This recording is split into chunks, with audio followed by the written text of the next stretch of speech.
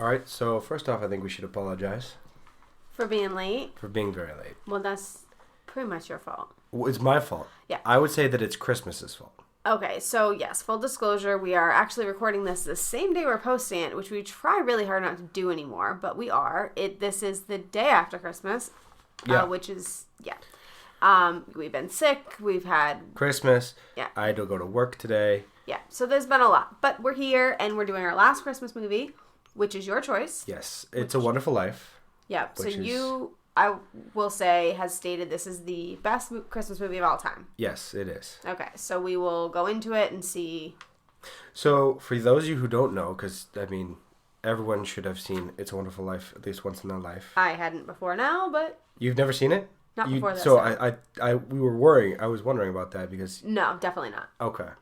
So, everyone needs to see it at least once in their life. It's a timeless classic. It's on all of the best movies of all time lists. Across, like, you can't find it anywhere, and it's always on the best Christmas movie lists every time.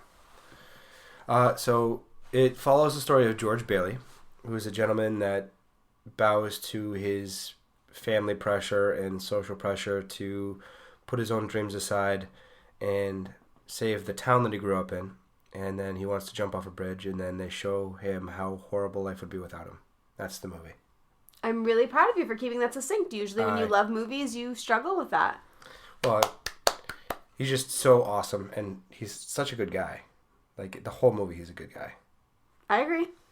So should we start at the beginning of the movie? Let's start at the beginning. So it starts off with galaxies and angels and light sources talking back and forth. Yeah, so real talk, I'm just going to be honest. When I first saw the galaxies talking, I did not know what that was. Like, I didn't realize it was stars. I thought it was, like, sperm and, like, look who's talking now. Like, that's what I was thinking. No. I was like, wait, are those embryos? Is that sperm? Like, what is that? Well, in her defense, she does not have glasses ever. For God only knows what Well, and reason. also, though, they don't exactly tell you, like, outright what it is. Like, you get it after, with context clues. Well, when they start twinkling and... Right. Yeah. But, I mean, my only reference was, look who's talking now, so... Fair. So they talk about that, they talk mad shit about Clarence at the beginning. Which, okay, you do this a lot. Clarence is an angel who is going to be sent down to help Bailey. And the beginning of the movie is basically setting up the fact that George Bailey is discouraged and he needs help from an angel. And so basically what's happening, the movie is the angel watching George Bailey's life so he can learn who he is and what, why he's discouraged, and to be able to better help him. To save him from killing himself. Right. And you kind of realize partway through the movie that they're actually watching it, because there is a point in the movie where they actually pause it happening, and they're like, why did you pause it? And I thought, I kind of like, wait, is this a film within a film? And then I realized, oh, it's the angel watching. Right. So they watch his life. His whole life is interesting. He always puts other people first. So they start off on the sledding where he saves his brother's life. You're going to gloss over that? Shovel sledding? Why have we never done this? Well, because we buy sleds. Well, first of all, we don't own a sled, first off. Second of all, I'm just really curious how shovel sledding would go. Like, I always feel like I would just whack myself in the face with the handle, but it looked very easy. It would work. It's just that... Now we have sleds that you can buy that are better sleds. I'm sure they had sleds back then, too. It's just kids will be kids and use whatever they have. Right, I remember I used to sled on the back of a turtle sandbox. I used to flip up the cover upside down and sled on that. So boogie boards. I never did that, but... Anything that is flat and will slide. Right, and we had a sled. I mean, I had one well before I was even old enough to have one. Yes. But I decided to flip a sandbox upside down, so shovels sound great. Okay, so... So it's going to snow, we're going to do that. I'm totally down. All right, I'm in. Okay, anyways, move on. So he saves his brother from drowning in a icy river pond where there's sledding. This is why you'd never sled near water. Well, duh. And don't walk on the water unless you're absolutely positive you're not going to fall through, because it's a PSA, because we have that around here in New England. Oh, yeah. There's right behind my part-time job that I used to work at, there's a lake back there, and it ices over. Mm-hmm. And it will be like 45 degrees outside and we see kids walking across it and we're just all holding our breath waiting for someone to fall in. I've seen people walking across ice where you look 100 yards down and there's open water. Terrifying. And it's just like, oh God, this is going to end poorly. Yeah. But anyway, so he saves his brother. He gets an ear infection that causes him to lose his hearing. Mm-hmm. He then goes to the drugstore. Which is where he works. Which is where he works at as a child. 12 years old. 12 years old. It's very weird. And all of the customers are also 12 years old. Well, they're the ones buying candy at the drugstore. It's very weird. I guess child labor law violations were not the same back then, I think. I would assume. But they're also much more freedom because nobody's mothers were around, so... Oh, yeah, no helicopter parents or just... Very different from our lifestyle. Well, I think it was more you ring the dinner bell or you call your kids off the street type deal back then. Oh, I'm sure, but it's just it's a little bit jarring watching it from 2018. That's fair. So a little girl tells him that she loves him forever and ever. Mm-hmm. Turns out to be Mary. Right, which will be his future wife. Then he takes the pills from the drugstore guy where they're poison and doesn't deliver them, gets beaten in the ear for it, and bleeds. Okay, you're going to give the trivia piece about that, or are you just going to gloss right over that? Trivia piece over that? So in that scene, the actor who was playing the druggist was actually drunk and actually beat him, and his ear actually bled. Really? Yes. I did not know that. I did not find that in the research. It was on IMDb trivia. Do you not do your research? I tried. I did other things this time. I did not use IMDb. At all? Not really. I know. Well, banner day. Okay, so I did not know that. So you're that's schooling me in trivia. This is embarrassing. Well, I just thought that was kind of crazy. I was a little bit shocked by that. He did apologize. And hug him, and then he's now a lifelong friend and would do anything for him because he's a good person. The drugstore guy was drunk because he just got a notice that his son died. So he's upset. Right, and I don't know where I read this, but according to whatever I read, the telegram said that he had the flu, and this was a time period where the Spanish flu was very prevalent. Yes. I did know that because it's 1919, just tail end of World War One. Right. And he probably died overseas in Europe. Well, he did die overseas in Europe. Very sad. So, then it goes to his brother preparing for prom or graduation or some kind of... Yeah, we really need to discuss that. So, I mean, the banner said, class of, 1926 or something like 28. that. 28, okay. I, right off the bat, because there were adults there, assumed it was a reunion. Because anybody can go to a reunion, really. You just bring a +1 and you could bring, really, whoever the hell you want to bring. Right. But you said you think it's a prom. I thought it was like the senior prom or senior dance or something like that. I have no idea. If that's the case, it's a little creepy. Well, I mean, there weren't just men like George Bailey's age, who was 21 at the time. There were also 50-year-old men. Well, I think those might have been teachers and chaperones and all of that stuff. Because back in the they were also dancing with young women. So I'm just saying it was a little weird. I don't know. Maybe it's some kind of organizational thing that happened to be at the school. I don't know. Yeah, maybe. Didn't he say when he was a kid he was part of the National Geographic Society or something? Maybe some society thing. I don't know. I don't have an answer other than it's an experience I've never had because I don't have strange people showing up at high school. You'd get arrested these days. Yeah, so if you guys know what it was meant to be, if it was a prom, if it was meant to be a reunion, if it was meant to be something else, I'm curious to kind of know. I mean, I'm fairly sure I've had cops stroll by me when I'm on school grounds, and I used to coach high school football. Gray hair. Mm. I was a coach. You have gray hair, so I mean... Yeah. Red flags. I was still wearing a Hopkins football shirt. Right, so you definitely, are screaming, I am trying to fit in with the children, so you don't notice me. Yeah. Uh-huh. Just saying. Anyway, so at that dance... there's a pool under the floor. Right. At the dance. Can we talk about how awesome that is? And can we talk about how awesome it is that it's real and still functioning today? Yeah. Well, as of 2015, I couldn't find beyond that, but in still. California somewhere, Beverly Hills. What? Pool goals, we need to find a way to make that. I mean, but practicality wise, I don't know how I feel about that. What if it closes when I'm in there? Do I die? What happens? Probably. Right? Yeah. And how is it on the wood? Because water. I mean, it was a very thick automated floor. Well, condensation. Condensation. Thank you. But so you got that from my My hand motions that the podcast I did get it from the hand motions that she's making that you all cannot see. But anyway, I just would feel like it would be deteriorating to wood. I think it was a very thick floor. Like, it was... So it takes a very long time to deteriorate? I don't know. I mean, it's been there from... You said this movie came out in 1946. It's still functional in 2015? Well, I'm sure they do maintenance and repairs on it. I'm sure, but...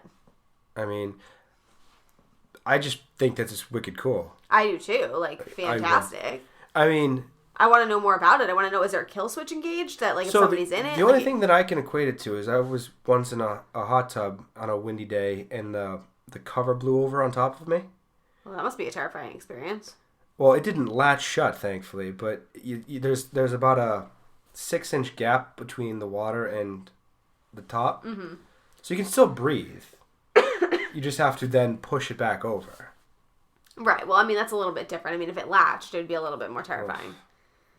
If it latched, that would be awful. Yeah. But I want a pool like that. Can we have one? Probably not. Probably no. But I do want to see it in real life one day. Okay, deal. I'm totally in for that. Down. Yeah, totally down. Okay. Moving on with that. He stole the robe and the football gear to walk home with Mary. Mm-hmm. And then there's the robe bush scene, which you are not a fan of. Yeah, the beginning of him and Mary relationship was a little weird. One, the age gap was a little bit, like, okay, like, maybe it's okay, but maybe a little weird. I don't know. I don't like that they met at a high school dance, if that's the case. It's where he should have been a college senior? Yeah. Felt a little weird. I do love, obviously, the iconic line, because I've heard that line before, where it says, like, oh, Mary, you want the moon? Throw lasso around it and whatever. Like, I've heard that before.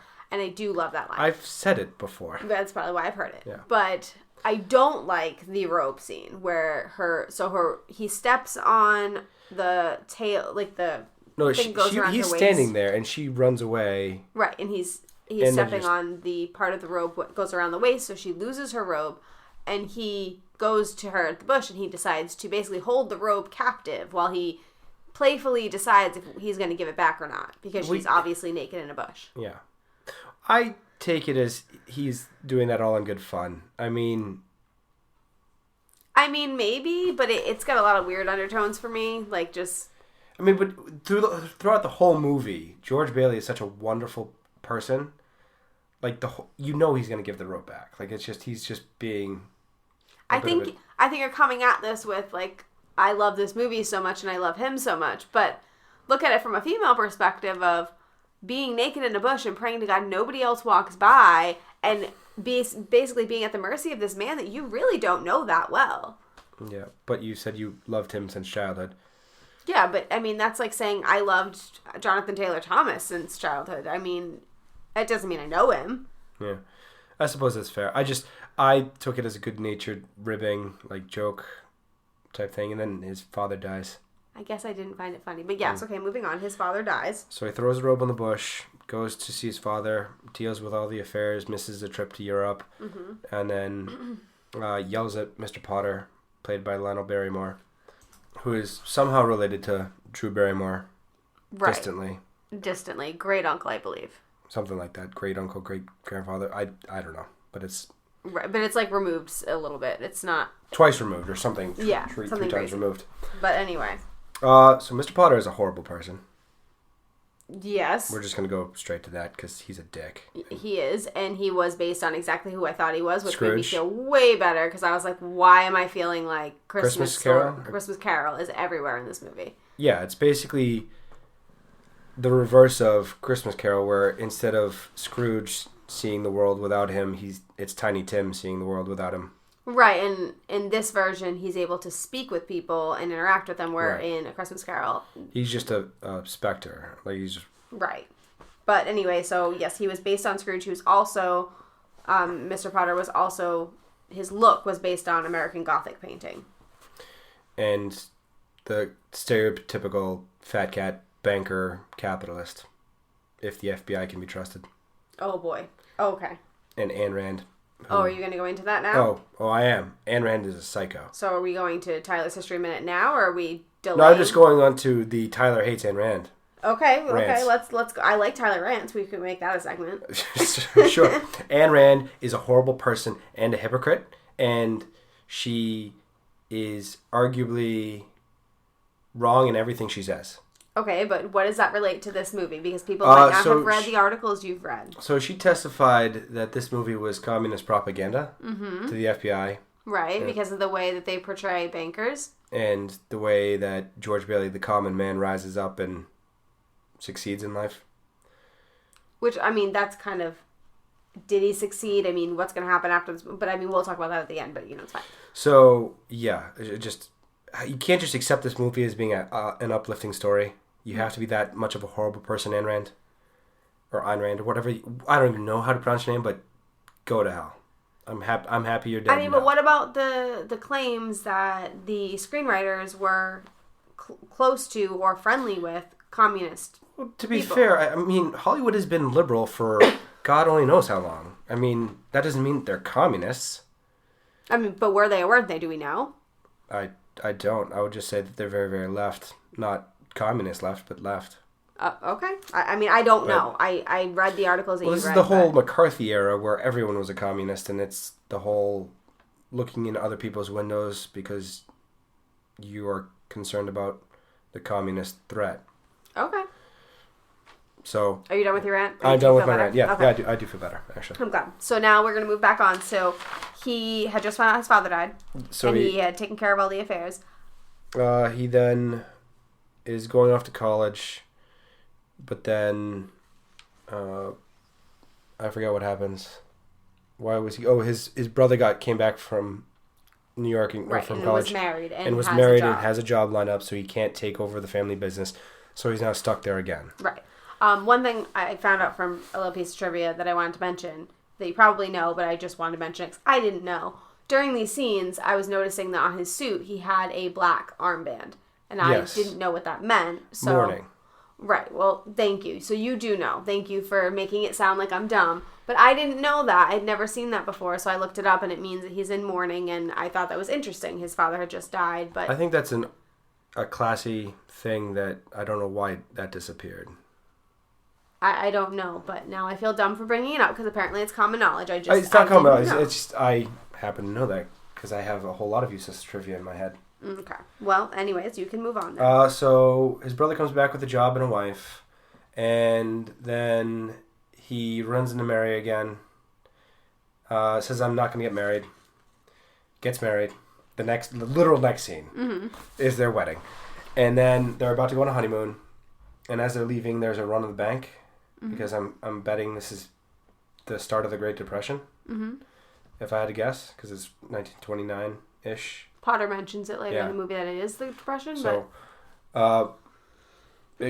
So we don't know that at the time, but it's the start of the Great Depression. There's a run on the bank, which means that everyone's going to the bank to take all their money out at the same time. And most banks don't have enough to cover that because they lend it out to people to use for mortgages and different things.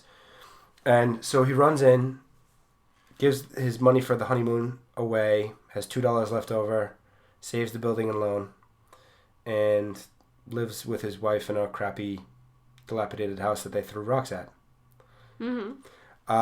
Which, by the way, they hired someone to do the throw for Donna Reed when they were throwing rocks, and found out that she had such a good arm that she could do it herself. Yeah, they did. So that her throwing it is her throwing it. Right. I thought that was kind of cool. Go Donna Reed. So her shot was apparently so high of an arc that it fell behind the matte painting. So the rock disappears for a bit. Because she threw it out of the camera. So anyway, back to the house. Can we all agree that Bert and Ernie are the best friends ever that you could ever ask for? That you said reminded you of Sesame Street? Well, it instantly does. Even though it's... You found this by researching it, I'm sure. Well, of course, I looked into it. Yeah. So it's not related, despite what everyone thinks. It's a huge conspiracy that it is, in fact, Bert and Ernie from Sesame Street. In fairness, they said that they never did get to ask Jim Henson before he died, but people that were present when they were named state that it wasn't. He just thought... He just looked at the puppets, and it was like, oh, that looks like an Ernie. That one looks like a Bert. Right.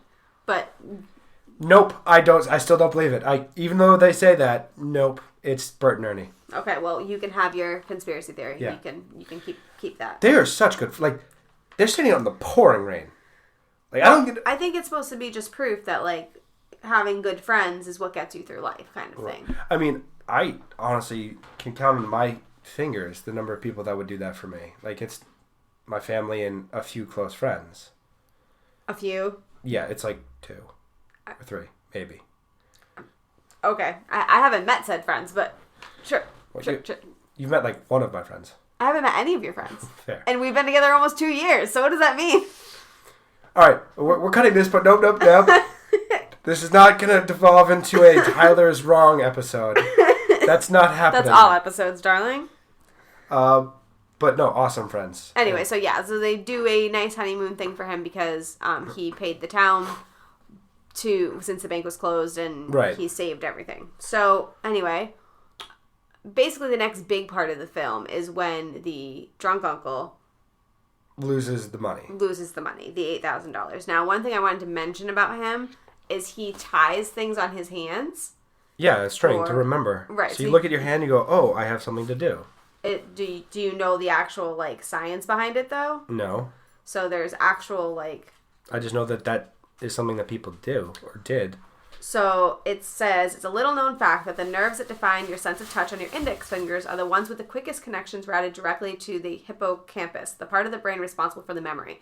Tying a ribbon around the index finger means you constantly have a texture that's activating those nerves, and thus keeping that part of the brain in alpha, high-activity mode. If you tie the ribbon or wear a ring on your index finger or any such apparatus at that very moment you're trying to memorize something, you mustn't forget later on it associates that brain activity with said memory, keeping that pathway almost exclusively as a conduit for the memory.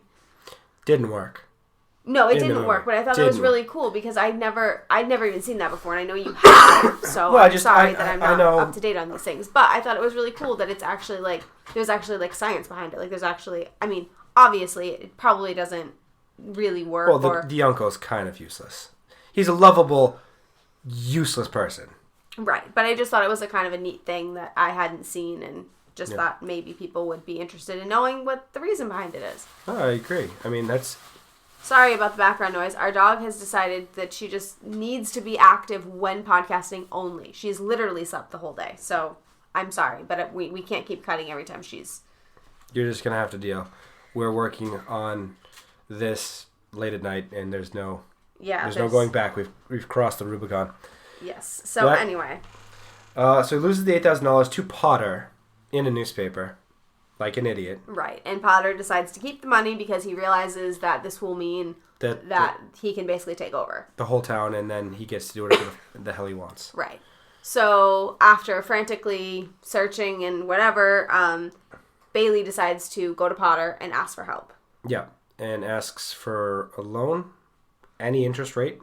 Right. What we forgot to mention earlier, which I just wanted to mention quickly, was Potter did, while Bailey was really successful, offer him a job. Right. For $20,000 a year. It was more like a bribe just to get him to buy him off so he didn't have to deal with the headache anymore. Right. So, but it was for $20,000 a year, and I just wanted to know how much that would be. I could only find it as of 2015, but as of 2015, that would be $337,730.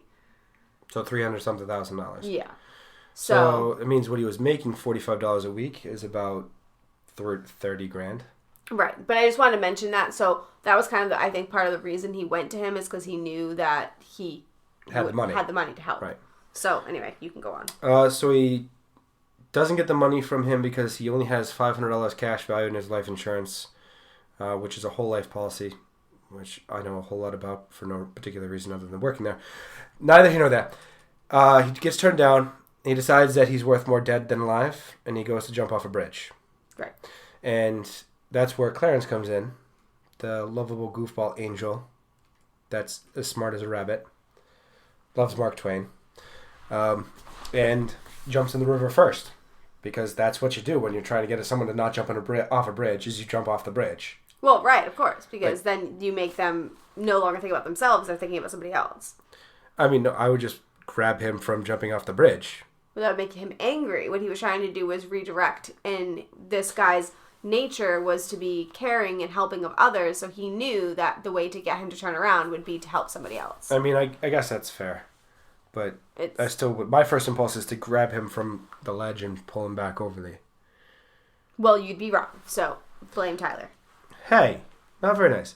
So, they're sitting in the bridge cabin, which apparently bridge cabins are a thing. Mm-hmm. And he wishes he was never born. And the rest of the movie is him not being born and being confused and angry. Right, and basically, I mean, there's not much plot left with that. It's basically just him going through meeting people and learning how different their lives would be without him, and realizing that him being alive is actually not just a gift to him, the whole town, but a gift to people around him, because everybody was better off with him alive. I mean, hundreds of people were alive because he saved his brother. Right. In the movie, because his brother became a war hero and got the Medal of Honor. Right. So, he's a wonderful person, and this movie is a national treasure.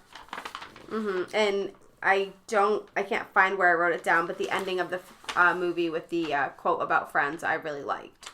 I don't see where I wrote it down. I wrote it down somewhere, but anyways, it does end with a quote about basically how important having friends are. It's something to the effect, a man with friends is a very rich man indeed.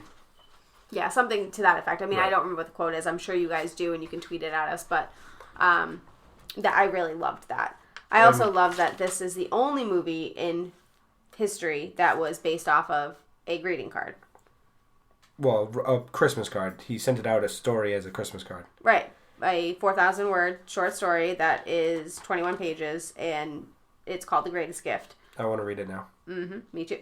But I'm just saying, I think that's really cool. That's the only movie that's ever been based off of that. So. Yeah. Little known fact, which I can't understand for the life of me. Mm-hmm. This movie bombed. Originally. Well, there's rumors that it was because it came out right before, or right after a really big movie. I lost the name of it currently, but I mean, it's a very uplifting movie. Yeah, this one is dark at times, but at the end it gets way uplifting. I mean, okay, so the only issues I have is I know you love George Bailey, but first of all, Jimmy Stewart is Jimmy Stewart. No, he plays it wonderfully. I'm nothing against the actor. But I was about to say, if you have a problem with Jimmy Stewart, we're no longer together. No, but George Bailey, when he gets angry and he's nasty. I mean, he's just been so beaten down though. Like it's his whole life. He's had dreams about going places and doing things and mattering in the world, and then just to get smacked back down again, it just everyone can relate to that. Like it's just of course you can. I don't know, I just feel like it's not okay to take it out on your children, for one. No, I mean, it's not, but at the same time, he's snapping. He's coming apart of the seams. But he does it multiple times throughout the movie. It's not just at the end. Right. So... I mean, it's usually only when there's a big issue. He was even nasty to Mary before they even got together when he said, I was not going to get married. I'm going to live my life and go do things and... Yeah, and she yelled oh, he's trying to have violent sex with me or something. That whole scene. He's making violent love to me, mother. Yeah, he was mean during that whole scene. Not a nice person at all. Yeah. So, I mean, I get it. He's going through a lot. But at the same time, that doesn't make him very likable in those moments. No, and I will give you that. But George Bailey is a wonderful person for the most part. Mm-hmm. Just Jimmy Stewart encapsulates the diamond in the rough personality very well. Okay, are we going to discuss, we're getting very low on time, but are we going to discuss the fact that, is this a Christmas movie? It is definitely a Christmas movie. I mean, so I love the ending. I'm going to qualify that. I don't love the ending, but I love the fact that it's set at Christmas, and I love the sign, that Merry Christmas sign. Can we have one, please? Love that. But so those of you who don't know, she's a Christmas-obsessed person. Yes. But very small parts of this movie is actually set at Christmas. It's set on Christmas Eve, when he's jumping off the bridge. Okay, but the majority of this movie is not during Christmas. And... No, the majority is his life, but it's all encapsulated in the flash before you die. You see your life flash before your eyes. So it's all happening on Christmas. It's all his memories. Okay, but could it also be that it's a Christmas classic because of the whole copyright thing that happened? I mean... Where it entered the public domain and it was free to play during whatever time you wanted to, and people played it all the time during Christmas? Yeah, I mean, could that have helped? It definitely helped, but it's still a timeless classic for Christmas. Come on. I mean, okay, all right. I just wanted to see where you stood on that, because I'm not so sure. This is more a Christmas movie than The Holiday. Not fight true. me in real life. Not true. It is. It absolutely is. But the holiday is, the whole thing is present day taking place during the holidays. Okay. This doesn't. This goes takes back place on Christmas Eve. Okay, but most of the scenes are back in time that are not on Christmas Eve. There are a lot of winter scenes in the movies dispersed. Oh, okay. All right. I mean, you have your stance. I have mine. But anyway, so we do need to do audience ask, but do you have more things you want to bring up? 93% Rotten Tomatoes, 95% audience score. I think lots of playtime has a lot to do with that. I mean, this movie just is self-sacrifice for the greater good and putting others before yourself, which just is so impactful on so many levels. Oh, and should we talk about the fact that Mr. Potter, nothing ever happened to him, and that it was he stole $8,000 and he didn't go to prison? Right, and that was not common for films of that time because of the, what was it called? It was like the rules about censorship. Although, to be fair, Saturday Night Live beat him to death. Actually, literally. They did a alternate ending. I don't think anyone can hear you. Saturday Night Live did an alternate ending where they actually murder Mr. Potter. They also did a remake, or a new one, with Donald Trump not being president. Very funny. Yeah. So we gotta get an audience asks, because we're running short on time. Yeah. So, okay, the first one is by Unca Festivus. And they said, did George and Mary Bailey actually buy that creepy old house? Remember after their wedding, they were heading out of town with a lot of cash. Things went sideways, and George used his travel money to save the building and loan. Were they squatters? Probably. I mean,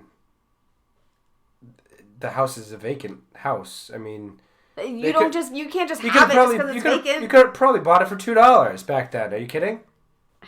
They had $2 left. They probably bought it with the $2.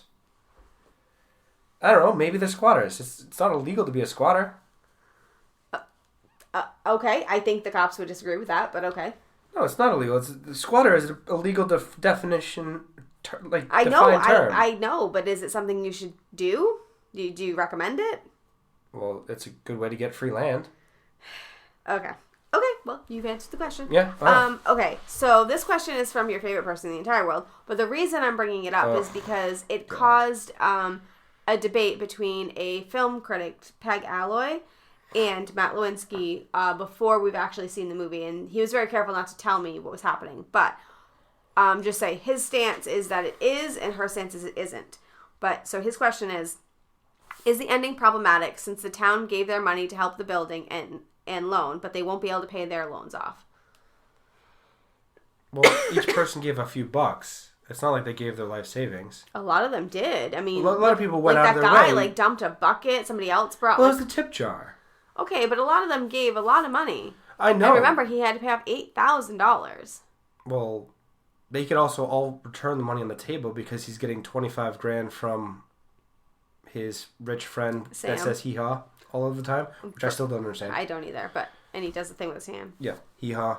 Yeah, I don't know. We do that on our nose, but we don't do it on our... Yeah. Anyway, so you don't think it's problematic at all? You don't think it's a problem? I mean, the cash is cash. There's no way to trace it. Okay, but it wouldn't be problematic. Oh, that's the $8,000 I misplaced. It's not problematic, though, to you that you have to pay the bank who has your money to keep them afloat? Well, it's different because it's a local bank, and he's gone so far out of his way to keep it running and keep people getting into good houses. He's built up a lot of goodwill. So the moral of this story is he has a very strong attachment to this movie and refuses to see flaws where there are some. No, it's not flaws. He has a lot of favors that he's calling in for that one.